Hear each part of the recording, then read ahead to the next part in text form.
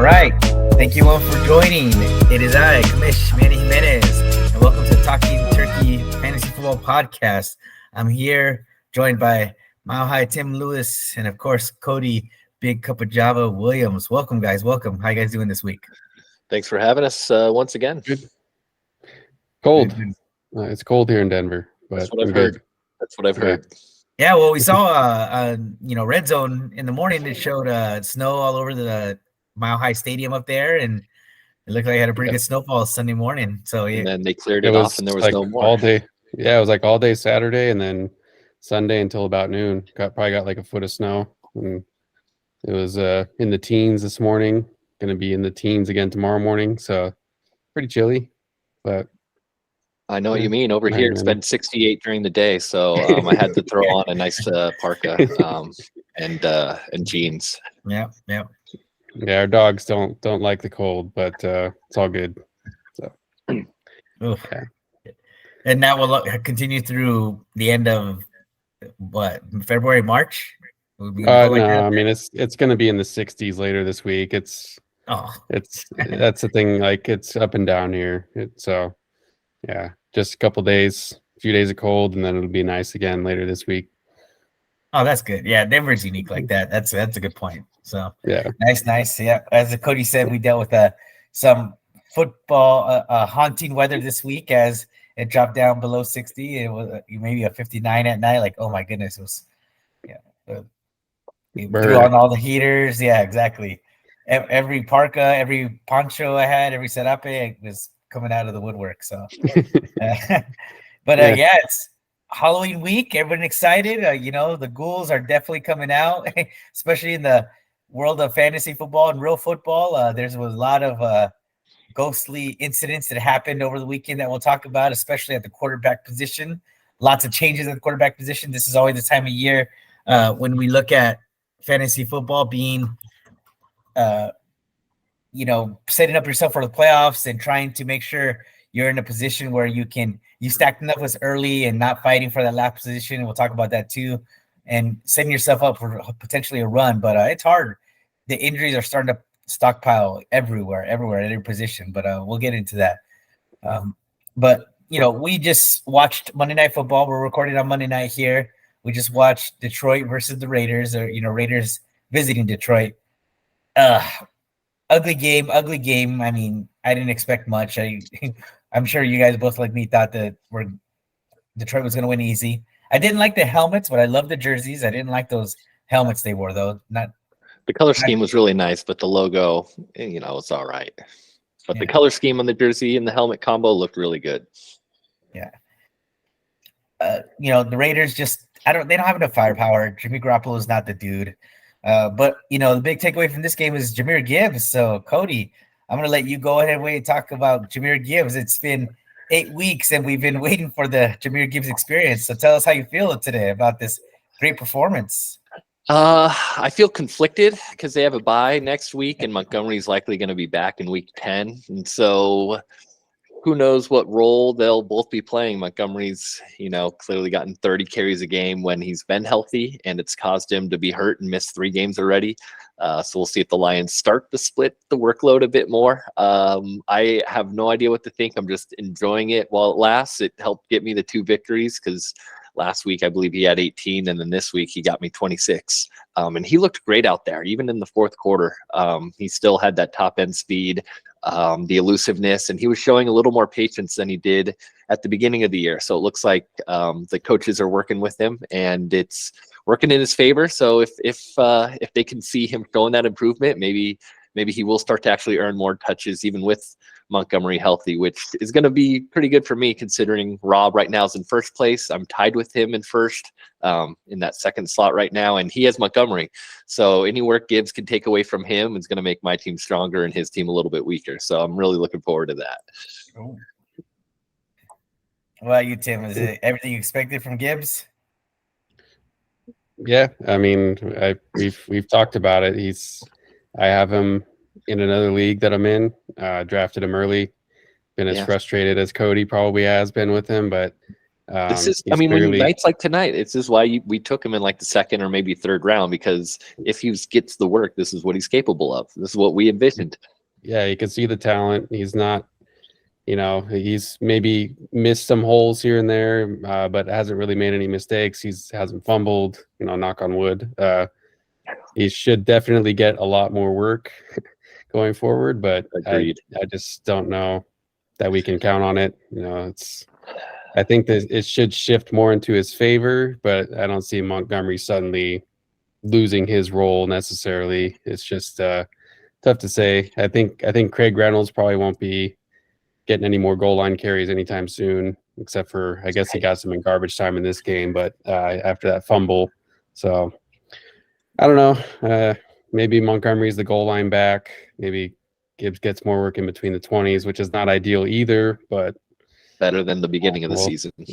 Yeah, as long as he gets more. I mean, he needs to be on the field more than he was. So, yeah. I just hope Dan Campbell, I mean, he's a great coach. I'm not going to take anything away from him. I'm not going to question him. I think he's done a fantastic job with the Lions. But you have to have the juice that the kid has. I mean, he's so explosive. Every time he had the ball in his hands, you felt like he was going to pop up for 10 to 15 yards. He was so fast. So many runs. He was, breaking that first tackle. His touchdown run. It was designed to go up the middle, and he saw an opening to the outside and just beat everyone to the edge, and nobody could catch him. That's something that you'll never see David Montgomery do. He just doesn't have that kind of speed. So, it's very Alvin Kamara-esque in his first few years. Remember when Alvin Kamara started getting the starts for New Orleans, and he just was so much faster than everybody. That's what I saw with Jahmyr Gibbs tonight. It's like, oh yeah, he's a different speed. Yeah. I mean, they gave him 26 carries. He wasn't slowing down. He averaged almost 6 yards per carry on 26, which is hard to do. And he threw in another 5 catches for almost 40 yards. And so that's definitely something Montgomery's not capable of. And as the game went on, he was just wearing down the defense too. That seemed like every time late in the game, every carry he got was like 8, 9 yards, 10 yards. So especially behind that O-line, yeah. So, and I mean, and they've got another guy, Jameson Williams, who he dropped a pass. It wasn't a great pass earlier, but they just don't seem to use him either. I don't know if he's just not who I thought he was going to be, or it's just kind of inexplicable. They've got St. Brown, and then they've got Laporta. I guess that's their primary targets, but you would think they would take some shots deep to Jameson Williams every once in a while, which they just don't seem to be doing. So yeah, so weird. Goff's pretty good with the deep ball, so I'm surprised that they don't take a couple more opportunities to try that. So it's interesting. So I don't know. So there we go. Talk about the Lions, but what about the other side of the ball, the Raiders? I mean, do we hit the panic alarm on some of these players, right, that got drafted early? I mean, Jacobs had his touchdown today, but overall wasn't too efficient in the game. But Devontae Adams, my goodness, if you're a Devontae Adams manager and you're trying to figure out what to do, is it just time to cut bait and trade him away, see what you get for him? Do you hold on? What do you do? Because it's been 3 weeks of like non-existent production here. I mean, it's been bad. You pray that he gets traded tomorrow. That's what you do. Yeah, otherwise it's unlikely to happen. But it wasn't good. I mean, I'm sure he'll have his game still here and there against some of the weaker defenses, but I mean, Jimmy G missed him wide open a couple times. One pass, I know he had a guy like right in his face. Yeah. So I'll forgive him that. But there was one later in the game that was probably a touchdown. Might have been easy, like a 90-yard touchdown or something. I forget where they were on the field, but just flat out missed him. And there was nobody. I don't think there was a defender within 25 yards of him. No, that's how wide open he was. So it was a double move, and he caught the defender and was just wide open. And Garoppolo, it would have been about like 75 yards, just completely overthrew him by another 5-7 yards. Which just brutal. And I don't think he was really pressured on that one either. So no, not looking good for the Raiders. I mean, they hired Josh McDaniels. This is what they get. He's just tanking another team like he did with the Broncos before. So I don't mind it too much, but sucks for Sucks for the Raiders and their fans and people who have Raiders on their fantasy teams. Yeah, it is brutal because Devontae, they have good weapons. Jacobs, Adams, Jacoby Myers has had a resurgence here, better than he's ever been in New England. And then even the tight end, Mayer, they've got guys. It's just that Garoppolo piece. I've seen it in San Francisco, man. There's times when it goes bad and he's under pressure. He gets the happy feet. He just can't get the ball up to guys, and it's all inaccurate. He's all over the field, and he just takes sacks when he shouldn't. And so if they can get a quarterback there, that team could really get rolling, even though the defense needs help. But the offensive weak point there is definitely at quarterback because the weapons around him are pretty good. And even the O-line's actually above average as well. So I would say the defense for last month has carried the Raiders, really. I mean, the defense has been pretty good. It's just, Jimmy G being hurt and then dealing with the backup quarterbacks, and now he's back and he's just non-productive at all. It's just a bad situation there. Say what you want about Derek Carr, but I mean, he had the chemistry a lot better than Jimmy G's look so far. And, McDaniels, I think, had a hand in kind of running him out of town. And just like he did with Jay Cutler back with the Broncos, who was another, mediocre quarterback, but still better than Tim Tebow, who, McDaniels brought in. So yeah, he won a playoff game. I don't think because of a great defense, but and that was mostly Demaryius Thomas that won that game too. That big play, exactly. That big 5-yard pass for an 80-yard touchdown. But it's just not good there. But well. So if Devontae gets trade targets for Devontae, and we're talking real world NFL, who would be a team that would go after him that is in desperate need of an elite wide receiver to take them over the hump? It would be the Chiefs, obviously. I mean, but they won't trade him at all, and then even less likely to trade him in division. The Panthers have been, since like week 3, asking for a number 1 receiver, which, they have Thielen, but he's not really a number 1 receiver. So he might be another option, but you got a veteran receiver going to a team that's rebuilding. I don't know. What do you think, Tim? It's hard. That was the first one that popped into my mind too. It's obviously not going to happen, but the Chiefs definitely need a wide receiver. Maybe the Saints with the chemistry. Hey, we have Carr. He's the guy you went to Las Vegas to play with. Come to us. Yeah, Michael Thomas in the slot, Olave on one side, and then Adams on the other side.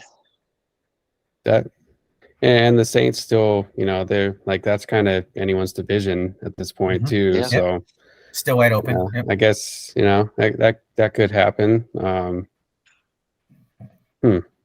Yeah, I was thinking more of a Cowboys situation.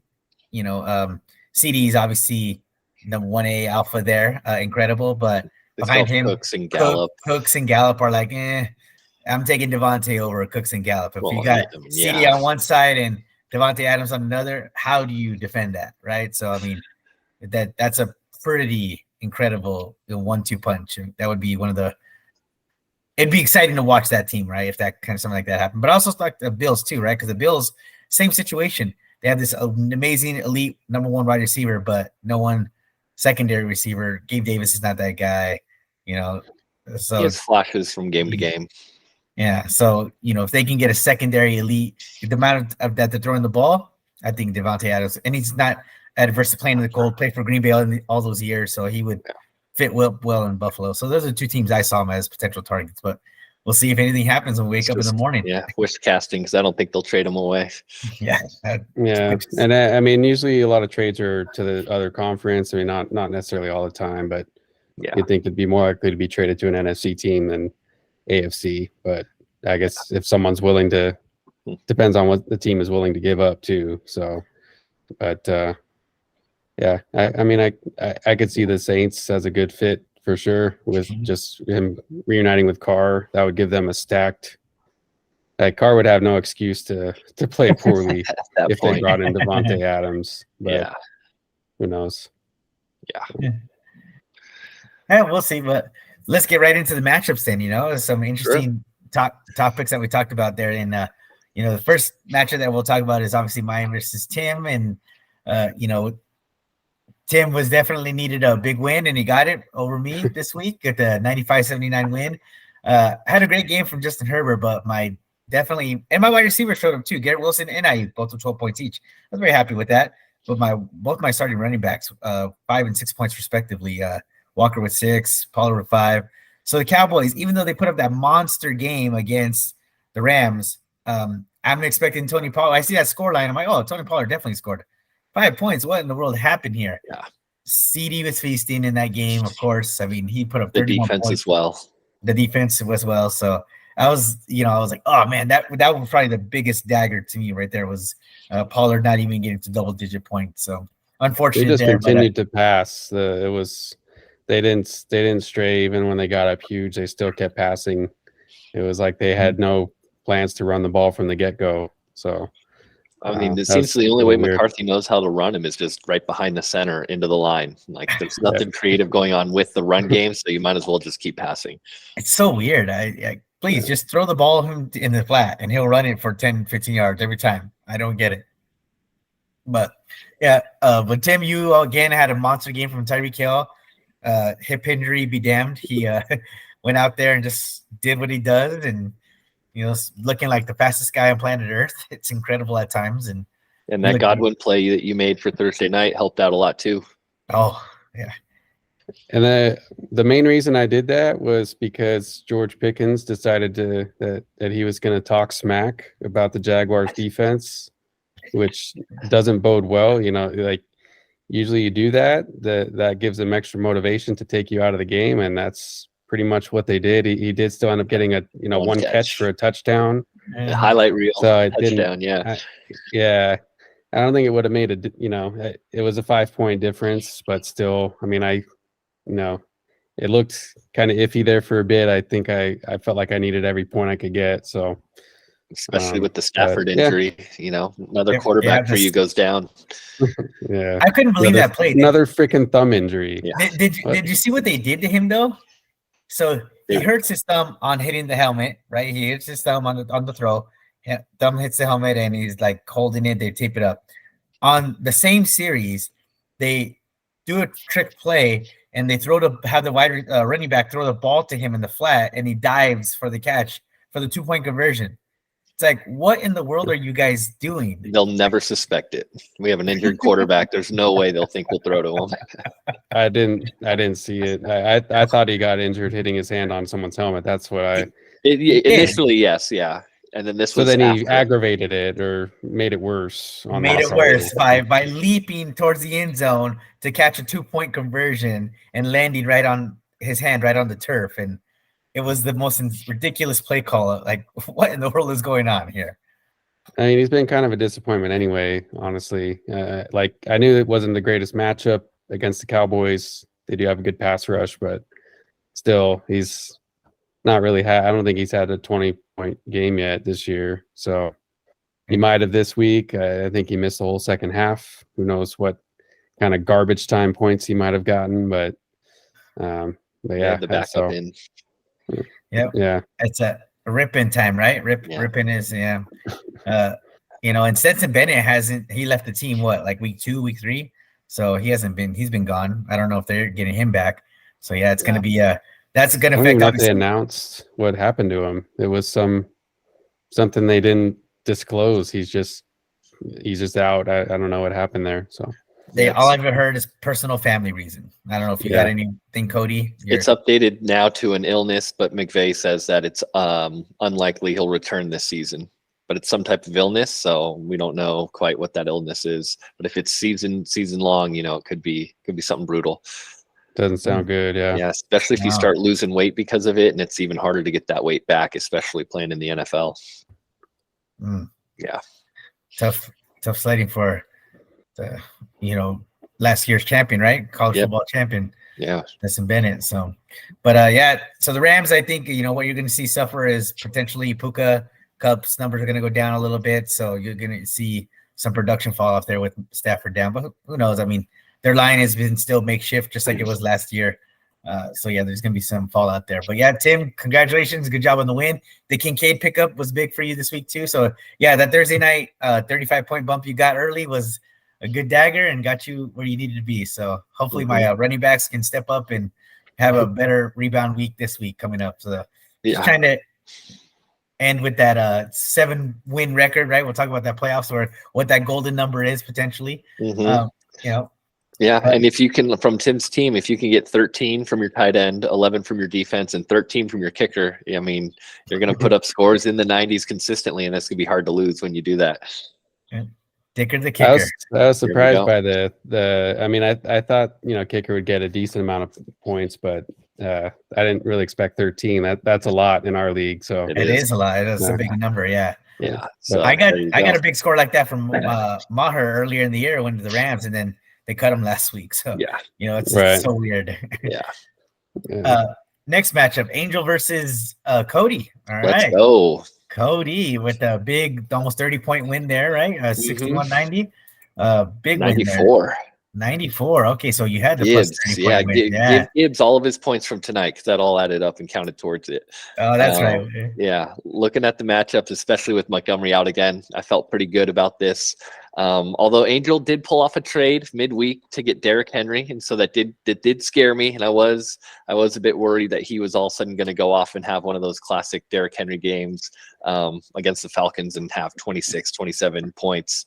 Luckily, he ended up at 13. And then, of course, when you're playing against Lamar, who's his quarterback, especially after last week's game when he came off a 30-plus point fantasy day against the Lions defense of all teams, going against Arizona, you would think, that he's going to end up with another 30 points, and he had 8. So those couple things combined with Josh Allen getting me 30 on 30 before Gibbs was going. My receivers very volatile. I got 1 from Myers, Drake London 6, Collins 3. I still don't feel great about my receivers, but I just need Kyren Williams to come back, and then Josh Allen and Mark Andrews to keep carrying me. Andrews with another touchdown today, another double-digit day for him. I'm just gonna have to ride my quarterback, ride my tight end, hopefully to the finals. 7-1, tied for first. I guess I'm a Bills fan and a Ravens fan. Like, let's go to the title. Let's go. Yeah, Josh Allen been extremely amazing. Number 1 on the year. Yeah, there's number 1 quarterback without any hesitation of taking where he's got drafted in his draft selection. He's right on the money, maybe even sooner. 180 plus points on the season so far, I believe. So yeah, and climbing. And climbing, yeah. So he could end out with that 250 mark, which is a pretty incredible number. So yeah, good selection there.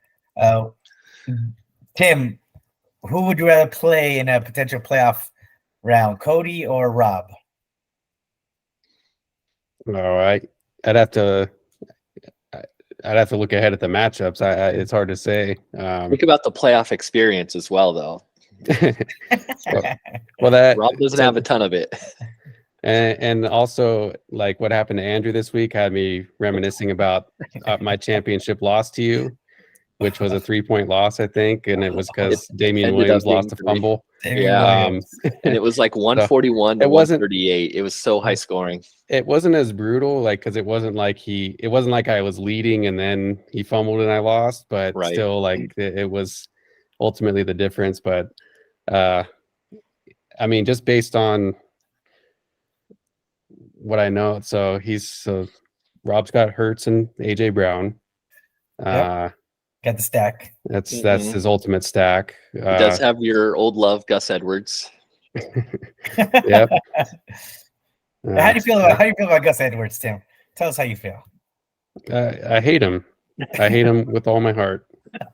He's got more than double the first 6 weeks of the season. He's got more than double that amount of points in the last 2 weeks than he had in the first 6 weeks. I don't know what the total is exactly. I think he had 26 this week, 20 last week. That sounds about right.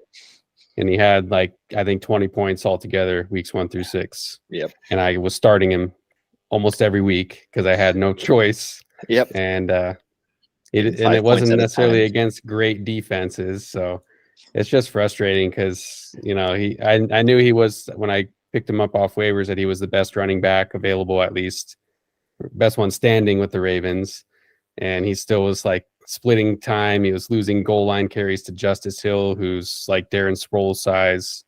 So I guess I just needed to cut him for them to realize that he's their best running back. But Yes, bus time. I think that's what Jim Harbaugh did. He's like, oh, Tim finally cut him. Let's give him 20 plus carries and make him look like the workhorse that he is. And it's kind of incredible. Yeah, you're right. He's had 50 plus points over the last 2 weeks combined. He's been he was the number 2 running back last week. He was the number 1 running back this week. Yep. Yep. Sounds about right. So, but I mean, if you also look at his team compared to mine, I have the number 1 QB. He has the number 2 QB. He has the number 1 tight end in Kelsey. I have the number 2 tight end in Andrews. So teams are kind of built a little bit similarly. Yeah. Yeah. I mean, I think Cody got the bet. Well, it's so much is up in the air too, because you got Gibbs and Montgomery.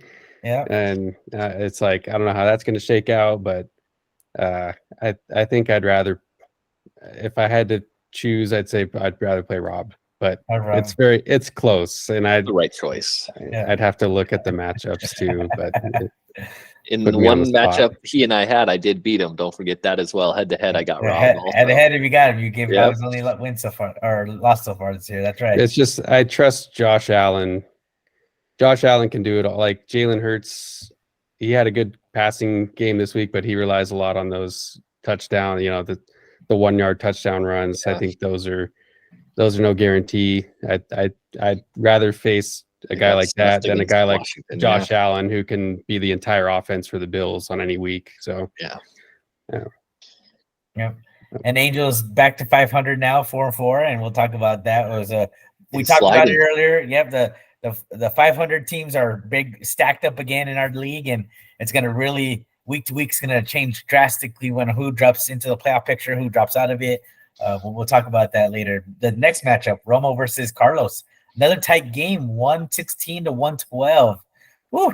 I honestly thought Carlos was going to pull it off with Amon-Ra tonight. I was like, oh, man, Carlos is going to do it. But Romo, man, we were talking about this 3 weeks ago. Romo's team is the team that I thought would make a huge lift. And Jamar Chase is back doing his thing. And Travis Etienne has quietly become the number 2 running back in the fantasy football season in our league. He's been exceptional this last month of football. Exceptional. And he has Breece Hall as well, doing well for him now that he's fully healthy. Yep. So he's getting massive production from those 3 guys, from Etienne, Chase, and Hall, who are ironically his best 3 players in the week. And I don't see that slowing down anytime soon. The Jets are going to rely heavily on Breece. Bengals are starting to get turned around with their offense. They look like the Bengals. They always start slow, but once they get into October, November, they kind of ratchet it up, and it seems like Burrow's healthy again. What's funny about Burrow in our league, right, being such an elite quarterback, but he was drafted by Carlos, I believe. Yep. But he got dropped. Cody, you picked him up at one point. Yes, I dropped him, and then now Ricky's the person who didn't have a quarterback. Now Ricky's got Joe Burrow, and he's like, feeling Ricky, good. He's feeling great. Yeah. So I picked up Burrow with an attempt to shop around Josh Allen. There's probably some no mames trades somewhere out there of me offering Josh Allen around. And I was going to stick with Burrow, and that was going to be the strategy. But it got to the point where I just couldn't keep holding on to Burrow with such a short bench and had to cut him. And then Ricky's the beneficiary. Purdy's kind of starting to dwindle, and now Ricky has Burrow, who's all of a sudden starting to ascend. Yeah. I don't think there's a no mames trade that would involve Josh Allen necessarily. I mean, number 1 quarterback in fantasy football. It's hard unless you're trying to trade him for 2 players, like trying to get a top running back and a top receiver or something like that. But like a Bijan and Amon-Ra St. Brown, something like that. Something like that. Yeah, but hey, that still might have worked out for whoever that could have been. Yeah. So yeah. But Romo's team looks pretty solid though. I thought Carlos would pull it out though too. I mean, it looked good. If the Raiders could have put up more of a fight, maybe Goff would have had to throw it a little bit more. But that game wasn't even as close as the score. The Lions had to settle for a bunch of field goals, and Oh yeah. Otherwise, it was And the fumble within very the close. 5-yard line. Yeah, I mean, they could have easily had 40+ points. So, Oh yeah. Well, I always believed Romo. I knew you had it. I was looking at the matchup, like I think Romo's got this. Sure enough, he held on and he won. I'm not listening to these two jokers. I knew you were going to win, Romo.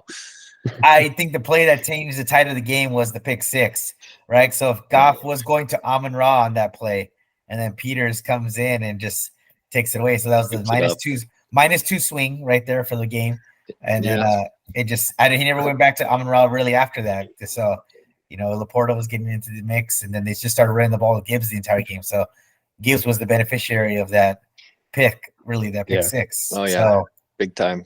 And I mean, now with Romo's team, he had Javonte Williams even on the bench, who's now coming back, from his injury and starting to look healthy again. So when you have that, I mean, I don't know why you keep starting Pierce. When you have the three-headed monster of Etienne, you got Breece Hall and Javonte Williams, in your flex. I mean, come on, his team's looking real fierce, even with Addison's quarterback, going down with the torn Achilles. Just, I don't know, you can slot Manny in there at receiver, and when you have Chase on one side and those three running backs, you're going to be in matchups every week.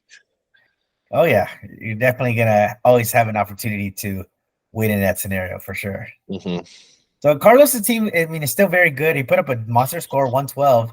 Shahid had a monster game, Carlos really is Team Saints and Team Detroit. So he's got the Goff Amon-Ra stack, and then he's got Shahid and Kamara. Kamara, again, we talked about it, has been incredible since his return. He's been lights out. It's like I'm watching Kamara 2013 Alvin Kamara again. He's looking fresh and spry and looking great. Could you imagine if our league was PPR, how much better that Carlos would be doing with Kamara? He's getting 12 catches a game.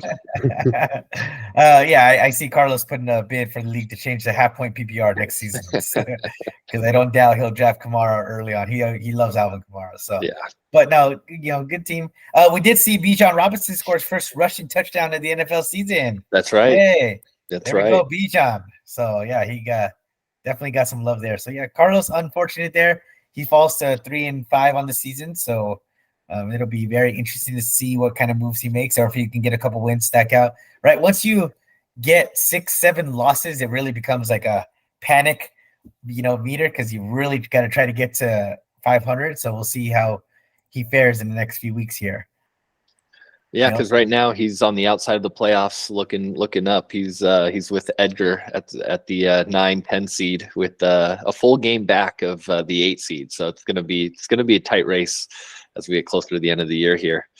Oh, yeah. Speaking of that, Edgar and Ricky in that matchup. So this was kind of dud game of the week, but low score. Lame of the week, as Manny likes to say. Lame of the week, yeah. But Ricky got his second win of the season. Congrats, Ricky! Yay!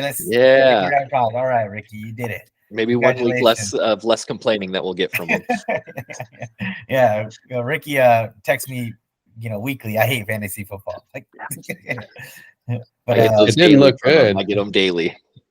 I mean, it didn't look good for him to get the win because going into tonight he was up against Jacobs and Adams, and he was I don't know what they ended up getting. Was it 20 going into tonight though? No, I don't. I think he was only up by 10 or so. Like 12. No, because Jacobs alone got 13 and Adams 13. Got 1, and he won. So maybe he was up 19 going into the night. I thought it was closer to begin, but still, less than 20 with those two players, you expect that to be covered. Especially Adams, like any given week, and he could have if he had a quarterback that you could get him the ball, but when he's open, wide open. Wide open. I mean, like the 75-yard touchdown would have sealed it for sure. So yeah, and I mean, looking at Ricky's team, that Burrow pickup, I mean, it won the game for him because he had Purdy that he was rolling with, would have gotten him 9 less points. That would have, I mean, he wouldn't have even hit 60 points if he would not have made that Burrow play. So that Burrow play is what won him the week, and I don't know if it's really keeping his playoff hopes alive because he's already a little bit too far back for that, 2 to 3 games out of the playoff spot. But it definitely won him this week. It kept Edgar from kind of jumping up and being 500 with that group. So it's kind of like a double victory for Ricky here, but that was a good move by him. Yep. I'm going to take credit for Ricky's victory this week because explain why. Mostert and Mike Evans, 2 of his top performing players from his team, the trade that he pulled off with me. So 9 Oh, and that 10. was that 9 was and out of 10. the goodness of your heart that you made Yeah, that trade with him. What a that's good right. brother. I know. So I was like thinking about this week. I was like, yeah, week 9 is gonna be Ricky's week, or week 8. It's gonna be Ricky's week because he's gonna need that 9 points from Evans in a bad way, and he got it. So Well, how many points did Mixon get this week again? Like On Manny's bench. 18 or so? Or?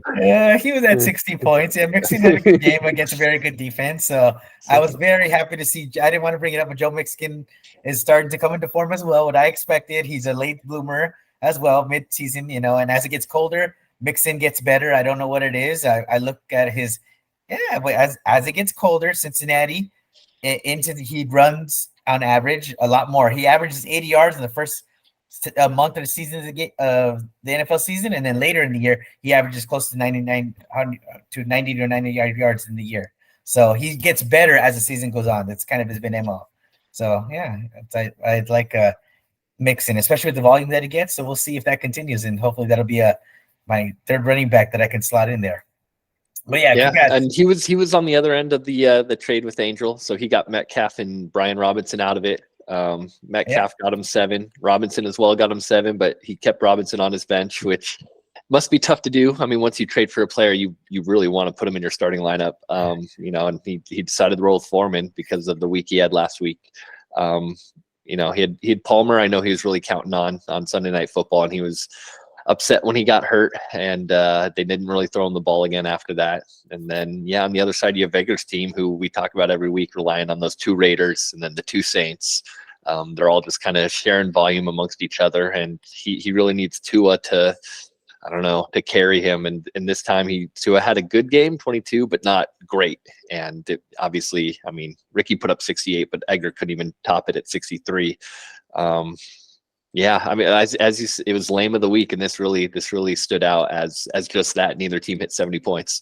So what we'll need to look up, Cody, is if we've seen a person win the title one year and host the barbecue the following year. That'll be something we'll look into. Well, league historian. Look at our league historian on that. Because did he go 0 to first, and maybe then again 1st to 0? Yeah, you're right. I think didn't I do that? Did you do that? It might have done that actually. But I don't remember if I don't think you know, because you didn't host the barbecue. So I think I didn't. Well, I think that might have been the COVID. That was the COVID year. We didn't have one. Oh, that's right. Did we Maybe. not? We'll get our league historian to double I had check to and meet confirm. Carlos to get the trophy, and he took a picture of me with a mask on, and but I don't remember if I won the year before. But I feel like I did. Yeah, Tim won in 19 after I won in 18, and then he got last place in 2020. 2020. Okay, so it's happened already. All right, it's happened. All but right. we haven't had someone go last, first, last. Last. That'll be good. Total extremes. That's a wild way to play fantasy. I would take it though at this point. I would take that volatility. I mean, then you'll at least have one first place finish in your repertoire. Exactly. At least one. Yeah. I mean, looking at both these rosters, right? This was our lame of the week. They're both outside of the playoff position. With this win, Ricky's only 1 game behind Edgar. Which roster do you like more going forward? Is there one of these 2 teams that you think could make the playoffs, or even if neither of them do, is there one roster you like more than the other? What do you guys think? Ricky's 100%. Oh, 100%. Yeah. I mean, there's not a whole lot to like about the state of Edgar's team right now with how bad the Raiders have looked lately. He's got 2 of them, his first 2 picks, Miles Sanders, who's now the backup, possibly lost his job. And I mean, he's got Jerome Ford, who's looked pretty good, but that's kind of a timeshare now too. And 2 Saints receivers who, the quarterback yelling at him. And who just had, he had a big week this week, and it all pretty much went to Shaheed. And he Kamara did make the play for Fournette, though. Yeah. Fournette's signed with the Bills. Signed with the Bills? I don't see that coming to fruition at all. They throw too much. I mean, and plus, it's not like, Cook hasn't looked too bad. I mean, he's small, but yeah, maybe he'll be a goal line back for him. I hard to say, but Yeah. he's been out of the league. He hasn't played in a while, so we'll see how he looks. Yeah, But, Uncle Lenny, I don't think he's gonna have the juice like they're looking for. So maybe But they're hey, looking for him in the playoffs. That maybe they're thinking maybe playoffs. keep him out of last place. Yeah. I think I'm thinking especially with the the Burrow Bills. edition. Yeah, especially with the Burrow edition, I think Ricky's roster, top to bottoms, is stronger. Especially when you kind of mix in the tight end there with Goddard. He can have those blow up games that'll save him. I'm gonna make the argument for Ricky's team. So you talk about the Joe Burrow pickup, which has been now excellent for him. He's gonna pop in Brian Robinson instead of Deontay Foreman at that running back position. So he'll have Mostert and Robinson, who Mostert's still gonna get timeshare when Chan comes back, right? Mm-hmm. So that he's still gonna potentially have part of the best offense in the league still. Yep. That's not a big deal. But you look at his wide receiving core, Mike Evans, Metcalf, and Debo when he comes back. So that's a good point. Yeah, I mean, he's got a solid roster there. Solid receiving core. And then, Goddard and even the Bills defense, even though they have some injuries, they're still fantasy-wise solid, unless they're playing even the Dolphins would be a tough matchup, or Chiefs, which they have coming up, and the Bengals this week. We'll see what he does, but that's still a strong defense. Yeah, so Ricky can average 80 to 90 a game, and, in our league, if you get there, you always give a chance to win, as long as you're not playing the high scorer of the week. We haven't really seen him do it yet, but I think maybe next week he might start averaging that. We'll see. Yep. So Ricky, maybe the upward trend is heading your direction. So maybe. Good job. 2-6 now. Let's talk about the ChatGPT versus IBM Watson event. Fair, the brother versus brother matchup. Big Kahuna, our first place Rob, the team that I love, my man Crush, right? He's been still crushing it. He just locked in another high-scoring week, second back-to-back weeks of the weekly winner, 131 points, putting up monster numbers. I think his points for over is now close to 800 points. He's crushing it. Yeah, it surpassed it, actually. It's probably past 860. 860. There you go. Big number. We talked about earlier that Jalen Hurts, A.J. Brown stack is he's averaging 50 points a week, I think, last month with those two. Easily. On that stack. So when you get that from two players, that all you need is your rest of your team to do 5-6 points a game, and they'll be fine. And he has Tim's favorite player, Gus Edwards, over the last 2 weeks. So who he just picked up off the scrap heap. So getting big production there. What do you guys feel about Alex's team? So we talked about his team having McCaffrey, Waddle. He's got a great team, but he's at 500 right now. Is he the sneaky dangerous team, or is his team, a little inflated? I think it's just bad karma for having someone else draft his team for him, really. I mean, this is a matchup where he had 92 points, but he had Mahomes get him 3 and Pacheco get him 4. I mean, how many times are those two guys going to combine for 7 points, especially against the Broncos defense? Even if it is bad weather, even if it is cold, they're never going to get 7 points again, probably the rest of the year combined. So he still has a strong team. This was just a tough matchup. Although there's some other guys that put up over 100 points, he would have ended up losing 2. This week was just a strong week for most of the guys in this league.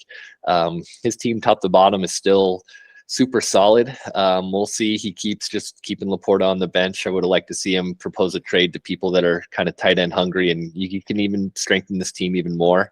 But he still has a strong roster. It's just karma coming back to bite him in the ass.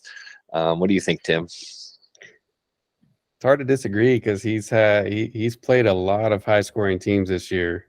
Like every week he's playing someone, it seems, that scored over 100. Probably not every single week, but I mean, if you look at the points against, I'm sure he's got to be. He's got to have the most points. He's second. No, it's Ricky. Ricky's almost at 700, and then really? Maybe after this week it changes though, because Rob put up 130. But prior to this week, I think it was Ricky, and then Andrew, and then Alex. Yeah, after this week, it's got to be Alex now with the 131 against Rob. 131 compared to the 63. Yeah, I mean, he's still definitely, I would say, a sneaky dangerous team with who he's got. So it's not someone whoever plays him, if he assuming he makes the playoffs, which I'd be surprised if he doesn't with the Good team point. he's got. Yeah. Whoever's playing him week 1 is probably not going to be too happy. So As a potential 1 or 2 seed myself here in this league, I'm hoping he ends up as maybe the 4 seed, the 5 seed, so he has to play someone else before going against one of those. So I hope he doesn't drop too low in the standings. Hey, so otherwise, he might throw some games, or Yeah. I would say, so if he ends up in that 7th or 8th seed, he just gets railroaded by a couple more games going up here, and he gets under 500. And is it going to be Cody going to be like, what are we going to do to get a couple of losses under our belt so we can try to avoid that 3rd spot? I might actually have to trade some players to the teams he plays the last 2 weeks to try and just get him to knock him down and out of the playoffs. Might be my best chance. You see it. You got to position yourself. So trade deadline is after next week, though. So it's coming up very soon in our league. Yep. Indeed, it is. Yeah, and there's been more trade action so far this year than there is in most years, it feels like. I think we've already had 3 or 4 trades go through. Yep. Which usually over the course of a full trade deadline season, it's 1 or 2. Yep. Nothing's been rejected so far. That's great. I don't like seeing when trades are one-sided, so everybody seems they're pretty fair and everybody's approving them, so it's great. Yeah. But let's talk about this crazy matchup that we saw happen with Andrew being 0-7. The real matchup of the week. Real matchup of the week. I mean, going against Javi, potentially, we thought Andrew had locked in that win. We were watching. Everybody was kind of watching on years, like, oh my gosh, is he going to get this done? Going to the Sunday Night Football with the Chargers. Eckler, we saw Eckler score that early 75-yard TD catch. It was beautiful. I loved seeing Eckler do that again. It was, vintage Austin Eckler, and we were all like, oh my gosh, is this the time? So Tim, I think you're the best suited to break this down. Break down what happened here as the game was winding down in its waning minutes and going into the second half of the 4th quarter. So the game was pretty much over. I mean, the writing was on the wall. I think there were about 5 minutes left. The Chargers were up 30-7. 30-7. Starters still in the game for whatever reason. You got Justin Herbert, who's got a broken finger on his non-throwing hand still playing the entire game, even handing it off with less than 2 minutes. Against the dangerous Bears. It was mind-boggling that he was in the game that late, let alone with 5 minutes left when Eckler caught a pass for a loss. He had exactly 100 receiving yards. He caught a pass for a loss of about 5 or so and fumbled it. So in our league, you get the bonus points for having 100 yards. So he went under 100, lost 2 points that way, and then lost 3 points because of the fumble. And at that time, he was leading by 2. I forget what the score did. He ended up losing by 3. 1. Correct? I think he He was up 2 points. He was up. He was up 2 points. So that dropped him down 5 points. So the fumble alone would have been enough anyway, even if he didn't lose the yardage. But yeah, I remember just looking at the scores and thinking, oh wow, Andrew's going to get his first win, unless Eckler happens to fumble for some reason, which I expected them to pull their starters like any smart coach would probably do in that exact situation. But I guess he didn't learn his lesson last year when Mike Williams got hurt in a game that was meaningless. So, yep. It's just a brutal way to lose, on top of Kirk Cousins tears his Achilles, and then it seems like Matt Stafford's going to be okay, but I don't know if he's going to play this week. So Cooper Kupp's going to have who knows who throwing to him, Brett Rippon. So, but I feel sorry. It's such a brutal way to lose, and especially he got a very good score. He would have beat a lot of teams this week. He just happened to place one of the few teams with a higher score. Score. He played the 3rd highest score of the week, and he was the 4th highest scorer. Just in insanity that Staley would let that happen. Why put your dudes in such a bad situation? I don't understand it. We were talking about it at halftime, Tim. I went out to go do some Halloween stuff, prep for, got the kid going. So I'm like, all right, this game, early on, I knew I had no chance to win, but I'm like, all right, I'm gonna go get this stuff done. But we were joking with Tim on the chat, like, oh, don't worry, I know Staley's gonna keep in Herbert through the entire game, which he did. I was being jokingly about it, but I also felt like it was a real possibility because he's kind of insane that way. And when I come back to my phone and I see 40 messages on our chat and I see Andrew going, no effing way this happened, and I'm like, oh, wait, what? Andrew lost the game? Like, after that touchdown with Eckler, I'm like, oh, it's a done deal. He's got it. Yeah, it was highly improbable, and Eckler took a pretty big hit too. I was worried that he might have been injured for a moment because he fumbled because he took a pretty big hit, and it was just so stupid. They had no reason even passing the ball at that point or having any of their starters in.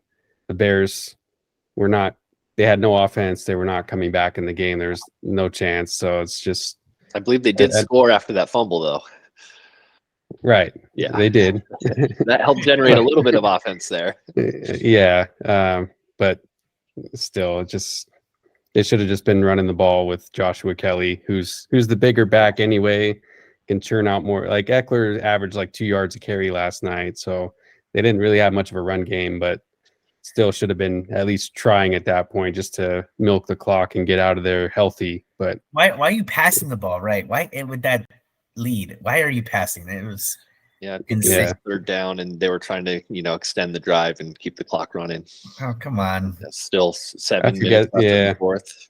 I forget the down and distance, but yeah, it was just not great coaching in my opinion, but. It kind of fits with Andrew's team. Not great coaching, instead of Pitts, if he plays his other tight end, if he plays Ingram, he probably ends up with the win there. 4 points would have been just enough, which would have been exciting to see. But yeah, 112 in some weeks in this league, 112 is going to be high score of the week, and you're winning money and an automatic victory. It's just, as Manny was saying, he went against the guy with the third highest score, and he was the fourth highest score. And if you're trying to get your first win, you got to, sacrifice a chicken. You got to do something to turn that voodoo around in your favor. He just spent too much time next to Carlos's doll there at the draft.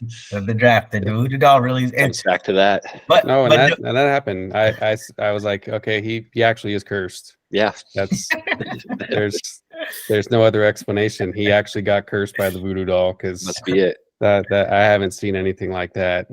And I've been playing fantasy football for, 15, 20 years, somewhere in that range. I don't think I've ever seen someone lose in that exact fashion. So. On one play, right? A 5-point swing on one play in a negative way. Right. Our league is punishing in that way, right? So if the player fumbles the ball, it's -2. If -1. Yeah. If it's -1 if they fumble, it's -2 if the other team recovers it. So that's the -3. And then, if the player's over 100 yards rushing, and then they eventually get tackled behind the line, they lose his yards. They lose that bonus point as well. So we're pretty. You lost 2 points on that too, because Justin Herbert went under 300 passing yards. 100%. I saw the stats. I was like, God dang it! I was like wondering if that might come into play. It was just crazy.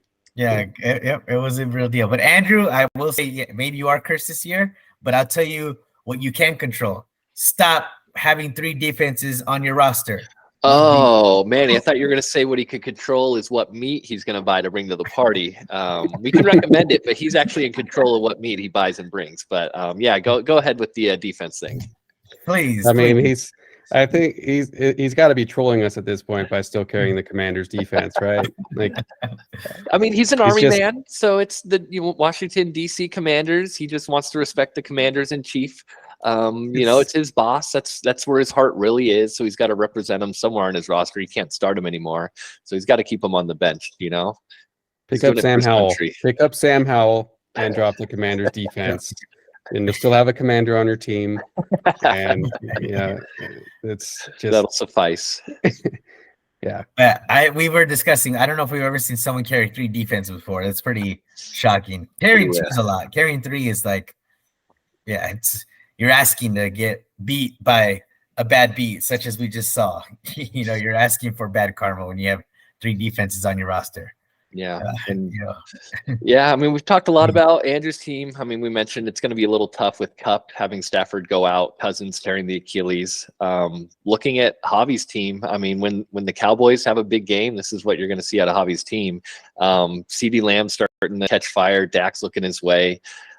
Dak almost had 30. CeeDee Lamb went over 30. He was so confident he was going to beat Andrew. He didn't even need to start the defense. He's carrying, this is 5 defenses between these 2 guys on their rosters. He had the Dallas defense on his bench.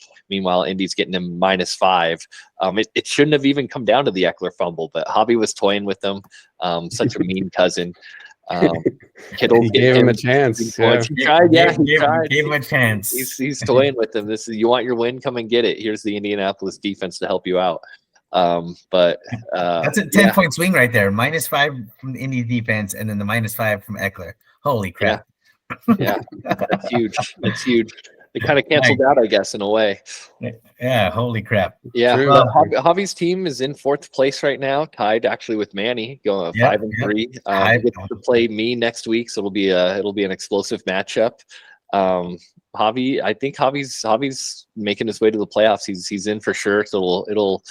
There was a while there where I wasn't quite sure if he'd make it, but he's done just enough to. I think he's going to be in, and we'll see if he ends up playing. Right now, if the playoffs ended now, he'd actually play Alex. It looks like, so that would be a fun first matchup to see happen.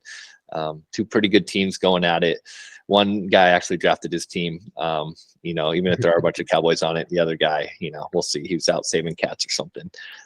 But what do you think? Yeah, moving forward, he's got me next week. You think he's got enough juice to do it there, Manny? As long as CD and Dak still throw 40 times a game, even when they're crushing the other opponent, he's gonna get that stack that looks great. So I mean, while your guy Pollard looks on, just watching them have fun playing catch in the backyard, I'm like, what is going on here? Run the ball, Mike McCarthy. My goodness. So Javi's team, he does what he does, and go back to my brother said at the start of the season, he's like, watch out, guys. I'm playing sober this year. He's been on a bender for the last few years. So he says he's somewhat sober right now. So Javi, I'm glad to see that you're getting your life together and getting your fantasy football team back on track. So good for you, buddy. Yeah, and way to win. Keep Andrew winless. I love it. The Cowboys are at Buffalo week 15. So that's that could be a tasty matchup. Yeah, it could go a lot of different ways. Yeah. It looks like Andrew next week actually goes against Carlos. You see, do either of you guys think he gets his first win? Carlos right now is out of playoffs. He's in the 10 seed, coming off that loss to Romo. Do you think Andrew gets his first win this week? Is anyone gonna shout it out? Let's see. I can't do it. I can't. Carlos in the matchup. Carlos's matchups for next week look semi good. Yeah, the Lions are on a bye. Okay, all right. We want to have St. Brown, want to have Goff. But Saints are playing against Chicago, so he's gonna get a big game out of Kamara.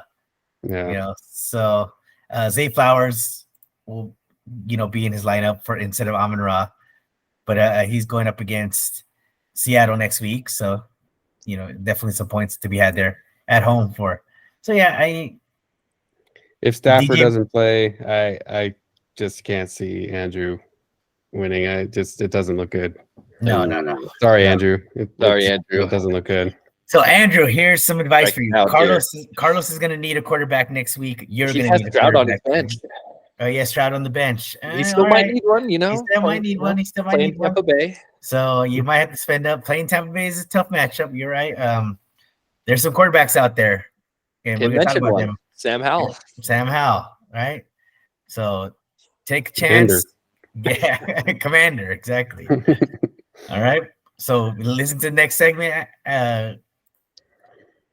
Andrew, and we'll see what happens. But maybe you'll lose by only 5 again instead of your normal 10 to 12. Oh my gosh. All right.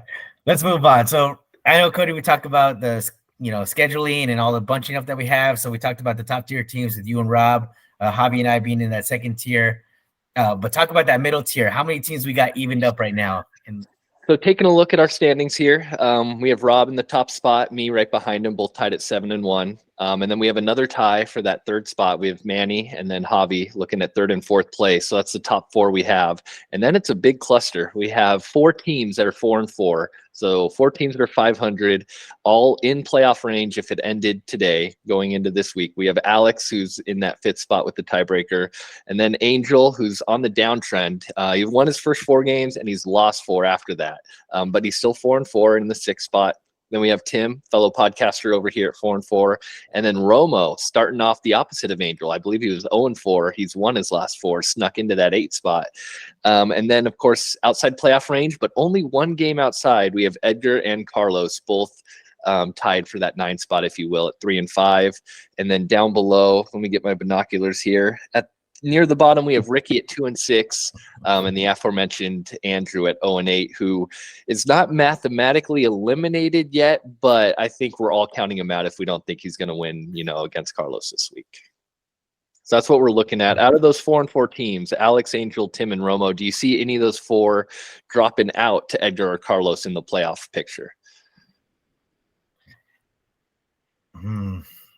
I'll volunteer. It is only a one game separates technically 5th place from 10th place. I mean, I don't have a lot of confidence in my team at all. My running back situation is terrible, but I don't know who's going to be my quarterback this week once again. So it's it's hard to say. I got to play Alex this week, so that's going to be tough.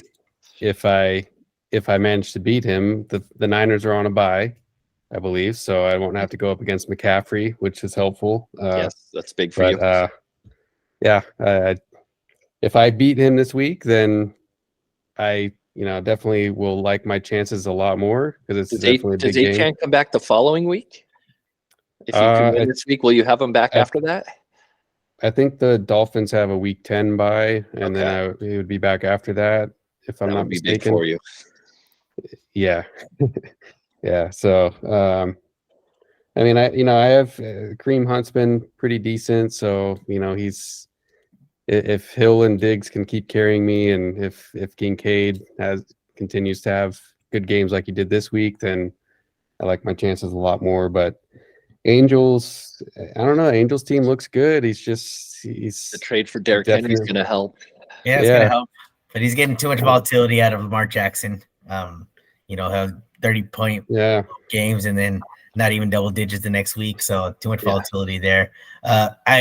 Puka is going to suffer with this new quarterback potentially situation. Who knows how long Stafford's going to be out.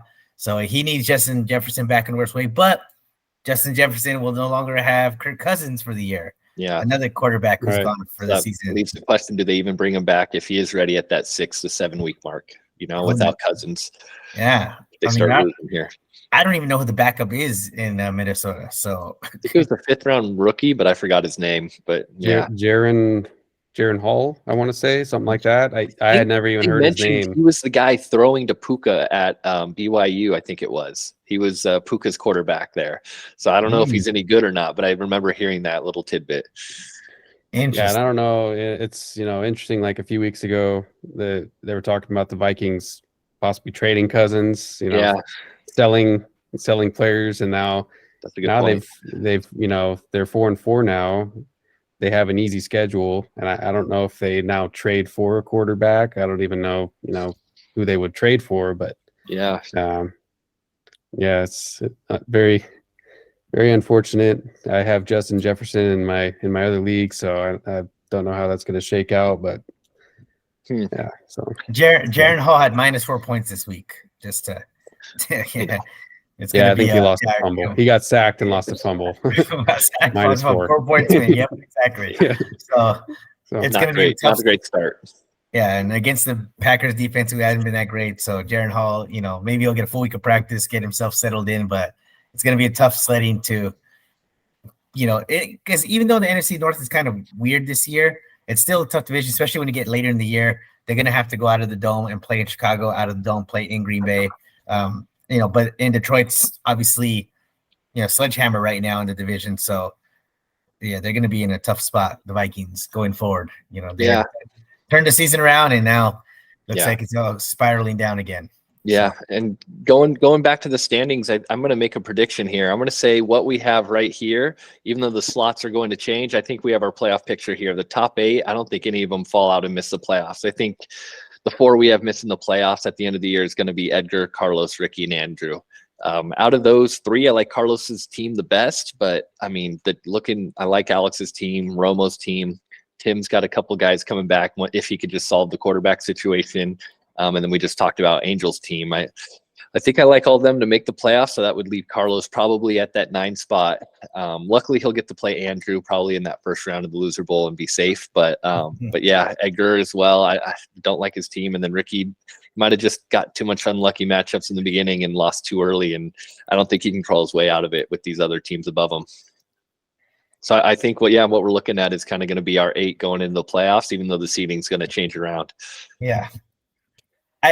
For me, I think the only team that has a chance to drop out of that would be potentially Angel's team. But I think he'll stack a couple wins just because, again, not having Jefferson is basically losing 20 points a week on your seasons. So it's rough go there. And then and you see 7 being the cutoff, 7 wins being the cutoff between 8 and 9. Yeah, I think the magic number is going to be 7. To get in 6. And 6 might do it, but I don't know. It's going to be very, very tough. You're going to have a situation where there could be 3 teams that are sitting at 500 at the bottom there, and it's going to come down to the tiebreaker. Tiebreaker with the points for exactly. So it comes down to how many of us play each other too. Like I don't know, but yeah, I could see the 8 seed being maybe 6 and 8, but I think 7. If you're 500, that usually. In this league, that's usually enough to get in. So. Enough to get in, yeah. Get into we have 6 games left on the year. So if these teams that are 4-4 can just win 3 of those and stay 500, it looks like they'd likely be in. 6 and 8 would mean these guys would have to lose more than 4 out of the next 6, basically. Yep. So it's getting closer. It's getting tighter. The wins are getting harder to come by, as we can see by the matchups this week. Everything was so much closer than it has been. Yep. So that goes back to, next phase here is quarterback streamers of the week. Quarterback's a position that's been highly touted. It's been a big difference for your team, Cody. It's been a big difference for your team, Tim. My quarterback situation has been stable, but a lot of teams have gone through what you guys are going through, either the extreme highs or the extreme lows.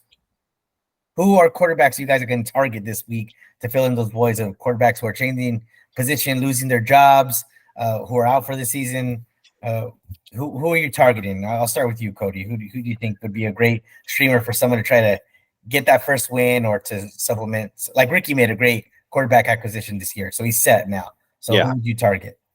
For me personally, with the injuries and guys even just getting benched, if you're in 2 QB leagues, I would look at Will Levis coming in for Tannehill. He's got Hopkins. He knows he has Hopkins. What did he do? Throw the ball to Hopkins, and man, it was explosive.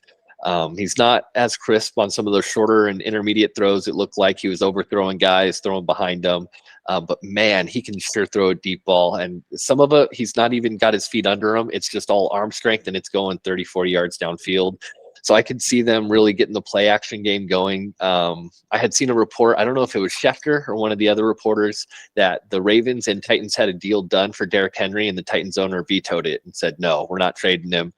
We're keeping him. So that's going to keep, defenses moving up, staying at the line of scrimmage, wanting to stop the run game. It's just going to open up Hopkins on the back end. And he even has, what's his name? Westbrook as well running out there. Kine, and then Okonkwo as well as a tight end could start to get more looks as well. So I could see that play action game. I mean, he already in one game threw for more touchdowns than Tannehill's had, season up to date in 7 games. So I could see that offense starting to open up a little bit more. And I would take him and just keep looking for Hopkins to get the ball deep. And that's probably what we're going to see. Plus, he is a white guy, but he can still run the ball a bit. If you look at some of his games from Kentucky, he can get you 50, 60 yards. So sneaky athlete, as they like to say, those commentators. What do you got going on, Tim? Yeah, well, I mean, I agree. I think he's, throw it to Hopkins is, shows that he's a smart man. Yeah. Hopkins finally had his first big game of the year. Mm-hmm. So if he's not the starter the rest of the season, then I don't know what they're doing there, because obviously you see what what this offense brings with him as opposed to what it's looked like with Tannehill. But for me, a guy that not a huge fan of in real life, but for fantasy, he had a big game this week and has easy matchups coming up, is Derek Carr at home against Chicago this week, and then next week against Minnesota. So he had over 300 yards and 2 touchdowns this week. He's got really good receivers. A couple of them haven't been very involved for the most part for whatever reason, just not on the same page. But he's got Kamara to dump it off to. There's Shaheed, who had 3 catches for 150 yards or something like that this week. So 50-yard average. If he doesn't, if he just doesn't, turn the ball over a bunch against these 2 kind of weaker defenses the next couple of weeks, he should have some good games. And I don't know what the schedule's like after that, but at least for the next couple of weeks, he's got, should get you good 15 to 20 points, if not more. So. Yep, good breakdowns there. Yeah, who do you got, Manny? Yeah, for me, it's more of definitely a dart throw here, but it's based off what I saw over the weekend. The Atlanta Falcons, Desmond Ridder left the game. I thought it was a coach's decision to pull him because he's been terrible, but it was actually a concussion protocol that they went through, supposedly. You notice how it's funny with the NFL this year, they're taking concussions real seriously. Like, if you get a slight bump, you're coming out for a concussion, and you're sitting for 2 games. Like Roschon Johnson, missed 3 games? Like we've been seeing, they get a concussion, they go through protocol, they're back the next week. Like now you're seeing multiple. Brock Purdy, exactly. It was a small one. Yep, there's another one. So concussion is very unique this year. But what I saw Ridder get pulled out and Heineke come in, I was like, oh, that finally coaches, Artie Smith, right? He's we've always talked about him. He's a wild, rugged cat out there, but he's put in Heineke. The guy matches your style. He's very, gonna sling the ball. He's pretty good at Washington. We played last year. He was pretty good there at Washington. So I would, if Atlanta's gonna move forward with Heineke, I would definitely play Taylor Heineke because of the weapons. I know Drake London left the game, but they still have Jonnu Smith. They still got Kyle Pitts. They still have Bijan out of the backfield. They got a lot of weapons there still.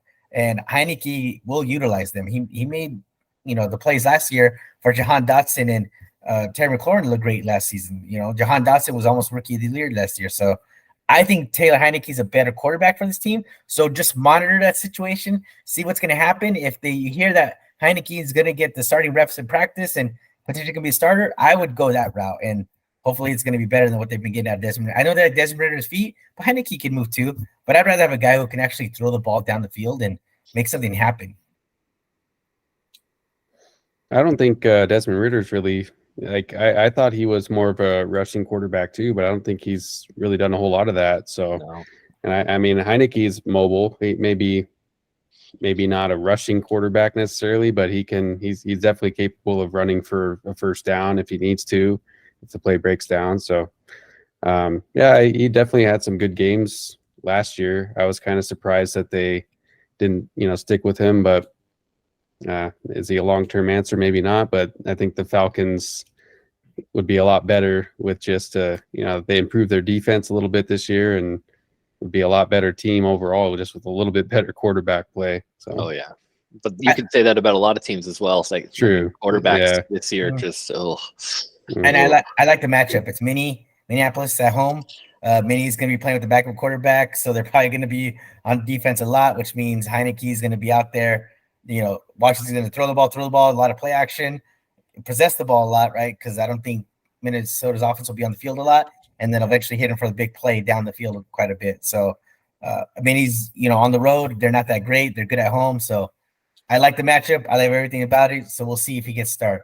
And it's actually Minnesota at home and then on the road to Arizona. So those are two decent matchups over the next 2 weeks if you're really trying to stack up a couple wins, just to get yourself into that position if you're desperately in need of a quarterback. So in your own bye. But yep, go Taylor Heineke. I'm on the Taylor Heineke bandwagon, and let's see what happens with that. But yeah, good section there, guys. Good section. Let's round this out with the game of the week. We have a big Sunday night football game coming up this week, which I'm really excited about. Bills and Bengals. Bills at Bengals. We talked about the Bengals having their offense come alive. They look great. They really took it to San Francisco. I know, Cody, you're probably looking with a little bit of annoyance on your face when you watch that game on Sunday. But Bengals look good. They look sharp. Joe Burrow does look healthy.